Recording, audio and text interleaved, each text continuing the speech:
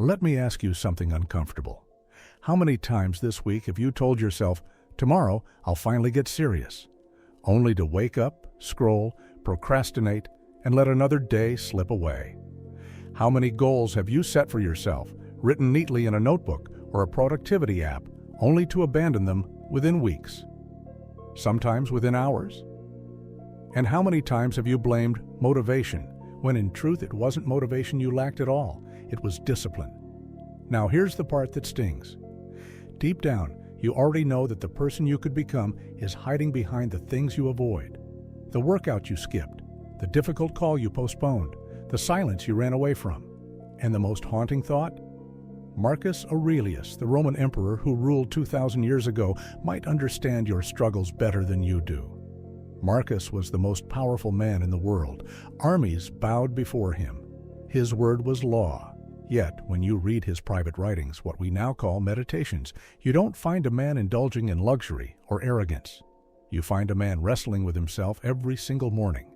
He writes, "At dawn, when you have trouble getting out of bed, tell yourself, I am rising to do the work of a human being." Think about that. The emperor of Rome had to coach himself just to get out of bed.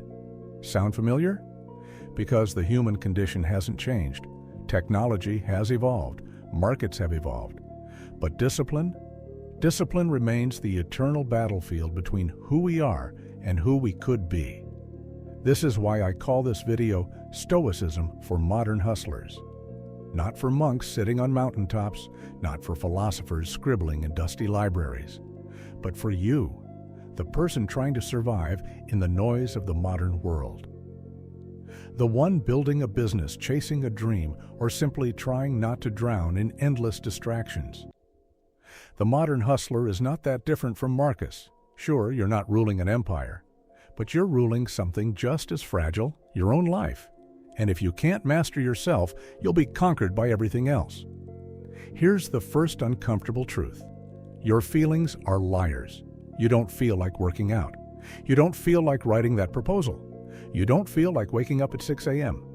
And yet Marcus Aurelius reminds us, you don't love yourself enough, or else you would love your nature too, and what it demands of you. Nature demands effort, discipline, work.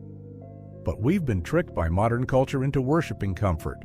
We scroll through endless feeds, expecting pleasure on demand. We binge success stories on TikTok, hoping that watching someone else's grind will substitute for our own. Nietzsche once said, "He who has a why to live can bear almost any how." And yet most of us live as if the why doesn't matter, as if only the how should feel good.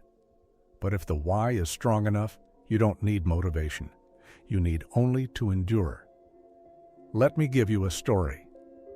Imagine a young Roman soldier in Marcus Aurelius's army. He's freezing in the mud, holding the front lines. He hasn't slept, he hasn't eaten properly. He knows tomorrow could be his last day. Now imagine him listening to your excuse for why you couldn't wake up early today because you just weren't in the mood. Do you see the absurdity? The soldier had no choice. He had to act. You, on the other hand, are drowning in choices. Paradoxically, freedom has enslaved you. Discipline, then, is not chains. Discipline is the only form of freedom that matters. Marcus Aurelius wrote meditations not for the public, but for himself.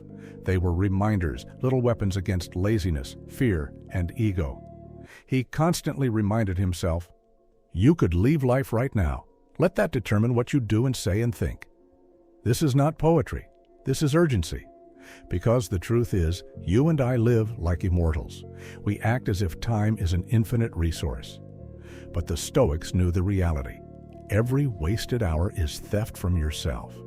Seneca warned, it is not that we have a short time to live, but that we waste much of it. And you know this. You've felt it. That quiet panic when you realize another year has passed and you're still not where you wanted to be. That sick feeling when you catch yourself making the same mistakes, stuck in the same cycles, watching the same people sprint past you. So, how do we break this cycle? The Stoics would say, start small, start daily, start now. Marcus practiced something psychologists today call cognitive reframing. He didn't just let his mind drift, he wrestled with it. He challenged his excuses. When he didn't want to act, he reminded himself of his duty. And here's the second uncomfortable truth. You are not disciplined because you are too soft on yourself. You negotiate with your laziness, you give it reasons, you let it live rent-free in your mind. Machiavelli once wrote that rulers must be both a fox and a lion, cunning enough to see traps, strong enough to crush obstacles. Apply this to yourself. You must be cunning enough to spot your excuses and strong enough to destroy them. Discipline isn't just about willpower. It's about strategy. If your phone distracts you, turn it off. If your mornings slip away, structure them ruthlessly. If you're addicted to comfort, deliberately seek discomfort until it becomes normal. Remember, Marcus was emperor. He could have lived in silk and gold, yet he chose simplicity, hardship, discipline. Because he understood what most of us don't. Comfort breeds weakness. But here's the twist. Discipline is not punishment. It's devotion. Bonhoeffer, the German theologian who resisted the Nazis, once said, "Action springs not from thought, but from a readiness for responsibility." Discipline, then, is not about rigid rules. It's about taking responsibility for your existence. It's about saying, "This life is mine, and I will not waste it." Think of a musician practicing scales for hours alone in a dark room. To outsiders, it looks like torture. To the musician, it is devotion. It is love. What if you saw your own discipline that way, not as a cage, but as an act of love towards your future self? Now, let's return to you. Picture yourself 1 year from now. Imagine two versions of you standing side by side. One version gave in to every distraction. They scrolled, they avoided, they lived in comfort. Their body is weaker, their mind is scattered, their dreams remain fantasies.